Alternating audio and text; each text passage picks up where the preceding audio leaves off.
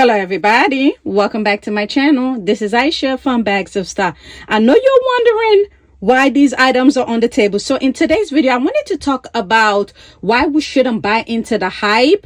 And I wanted to do a critical look into luxury trend. Anyway, if you guys are new to my channel, what are you waiting on? Please do not forget to like, comment, subscribe. Come join the family. We talk about everything bag related, from contemporary all the way to luxury. And to my returning subscribers, thank you guys so much. And let's get into this discussion. Okay, everybody. So, I don't know, this idea just came to mind about like hover hype and things like that. So I figure, because like all of these bags have had their moment, and also this little thing is kind of having a moment right now. So I wanted to just briefly talk about handbag trend and the notion of the hype, right? So, and then also just to get into the fact of why are these trends popular and what is their implication. So that's what I want to tackle in this video. And without any further ado, let's get into the very first topic that I want to talk about is overview of a handbag trend. Okay. So right now we are seeing a lot right now, like the mini bag trend. We're seeing, statement clutches, but the biggest trend that the biggest trend that I'm seeing currently is this right here. So when it comes to bag charm, and don't get me wrong, we've had bag charmed so many times. Like I remember I was in high school, elementary school, I used to put bag charm on my bag and everything. And as you know, trend come and go. But currently I've been seeing a lot of people dressing up their bag, whether it's a Birkin, it doesn't matter what type of bag it is. It's not just contemporary bag that are using bag charm, but I've seen like Birkins, like high-end designer bags that people are using charm to dress it up. And I think that's really one of the biggest trend currently right now for the end of 2024 going into 2025. And the one that I'm seeing all over right now is the Labubu. I don't know, I'll put a picture of it. Some little teddy bear that look kind of weird that people are putting on their bag. I have no idea about this when it comes to this key holder and stuff, but I've seen a lot of people have been putting it on their bag, and a lot of people are like going crazy trying to find it and trying to open it, and like they're paying over retail and all of those things. So I don't really know what the hype is in regards to that. I mean, honestly, in my opinion, I'm a little bit scared of it because the thing look like, but people are going like crazy for it to try to accessorize their bag. And that's one of the biggest things that I've seen. I mean, we've seen the mini bag trend because a lot of these designer houses now are doing when it comes to like, you know, like the mini Kelly, or when it comes to like anything that's mini, they're going into like the mini Dio and all of those things. So that the mini trend has been going on for a while, but the biggest thing that I'm seeing right now beside the color burgundy is the bag trend. That's what I wanted to kind of focus on in regards to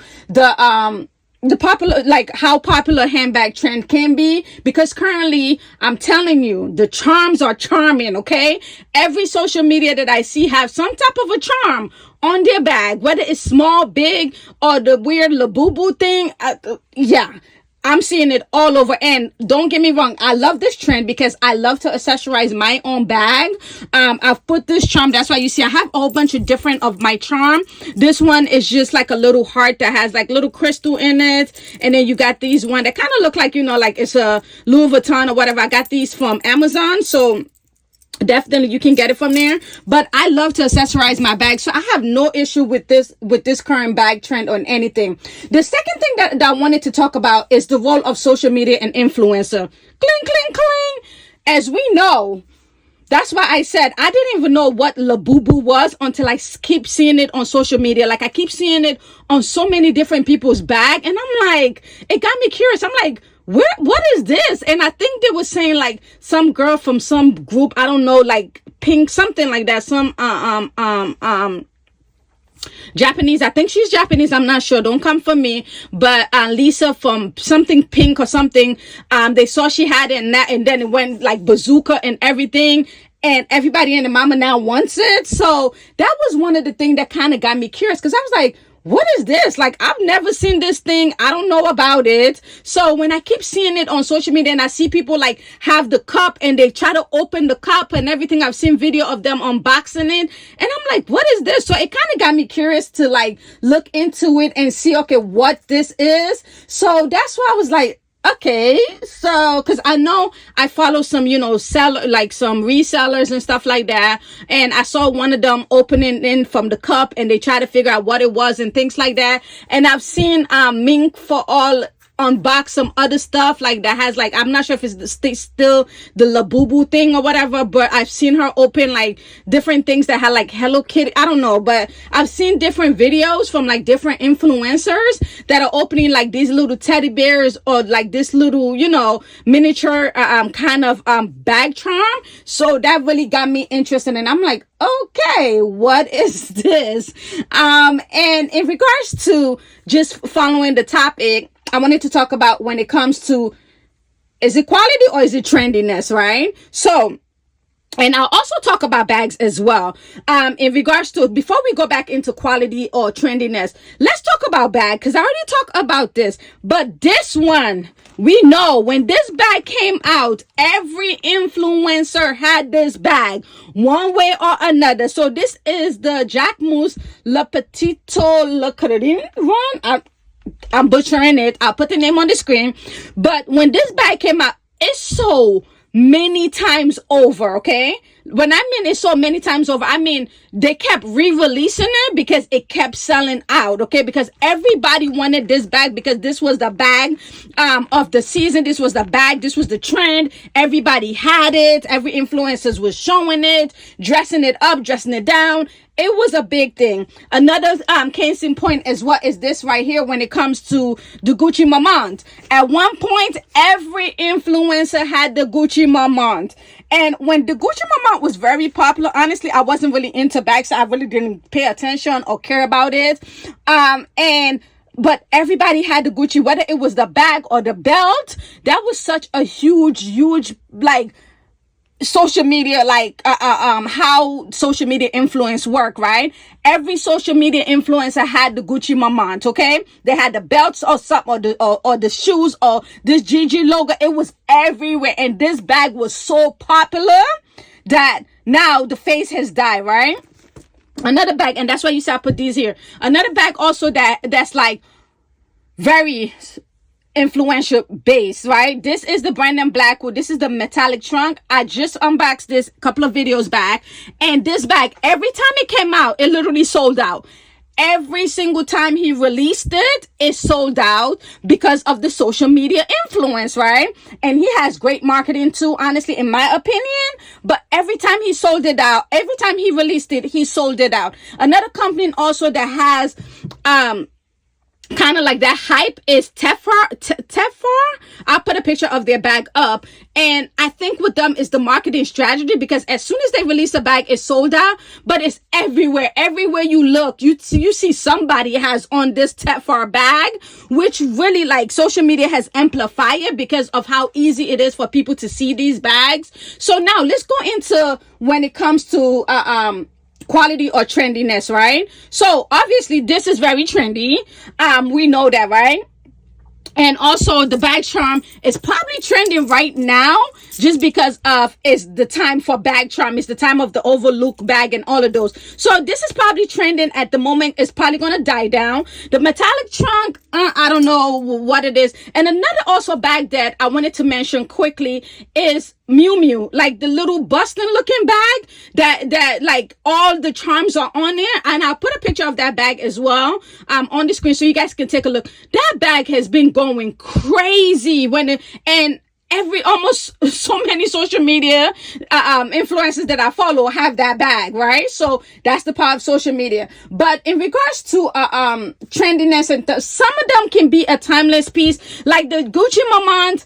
I think it was trendy when it came out, and I mean, obviously it's timeless for the brand because they're still making it, but it's not as popular as when it first came out, right? So that's the only thing. It's not as popular when it first came, after the whole trendiness, after the whole hype died down about it, people don't really have Gucci Mamant in their collection that much anymore. It's not really a hot seller like how it was when it came out. Just like the Jack Moose, this one I see it now so often, and he's bought it in like the gold one, the smaller version that you can crossbody. The silver one was more of the popular one. He's bought it in black and I think like a snake skin type of embossed leather. So this is readily available now compared to when he first released this silver one, and everybody wanted it, right? So I felt like that was more of the trendy side of things compared to now,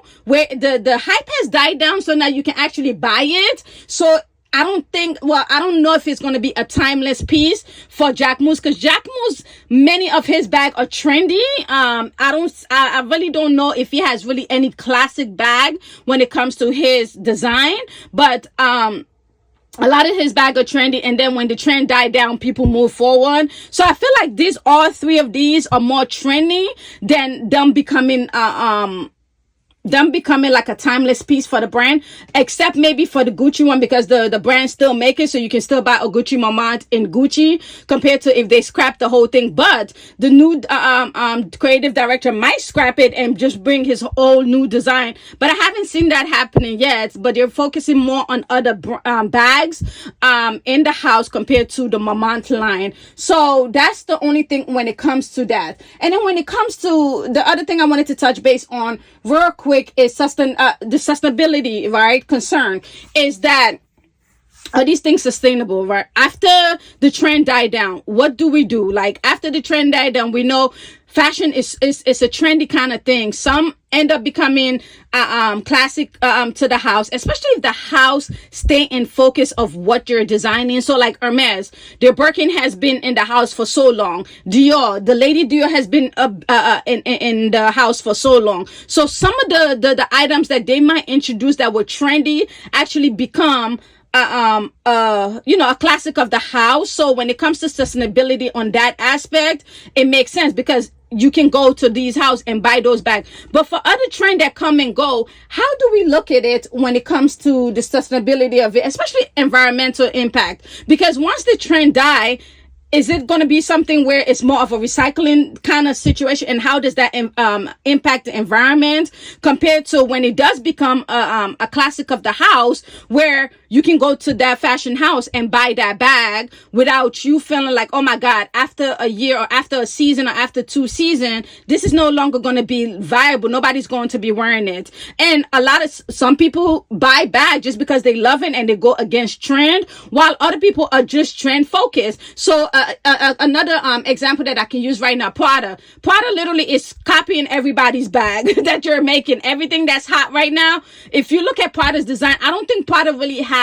an original design that you can say, okay, the Prada re-edition kind of bag or the Prada Galleria totes, that's for Prada. But lately, if you see Prada, you see something, they made a bag that looked like the Hermes Lindsay, and then they have a bag that looked like the Royal Margot. So that's another thing where you look at, how does this designer house now shift focus to make sure that they're having an environmental impact, a positive environmental impact. And I think I read somewhere, don't quote me or anything, where they were talking about how like fashion can mess the environment and everything because it's so cluttered and all of those things.